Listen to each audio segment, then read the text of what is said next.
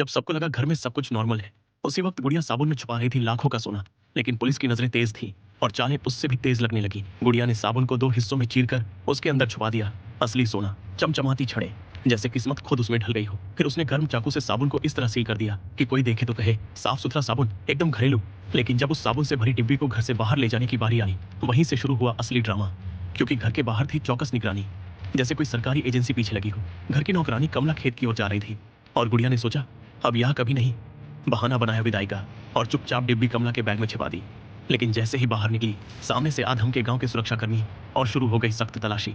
गुड़िया की सांसें फूल गई, लेकिन कमला ने तुरंत चालाकी दिखाई, डिब्बी को पीछे धकेल दिया और खुद अपने बैग की तलाशी देने लगी ताकि ध्यान हटे।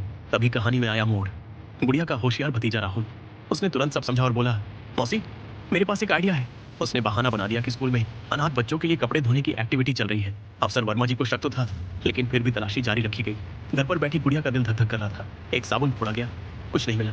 फिर दूसरा भी तोड़ा, फिर भी कुछ नहीं। तभी राहुल ने कहा, सर मेटल डिटेक्टर से चेक कर लो।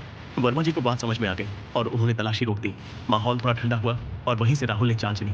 वो सीधा पहुंचा रेलवे ट्रैक के पास, साबुन से सोना निकाला, एक डिब्बी में रखा और साइन बोर्ड के नीचे जमीन में दबाकर ऐसे वहां से निकला जैसे कुछ हुआ ही नहीं।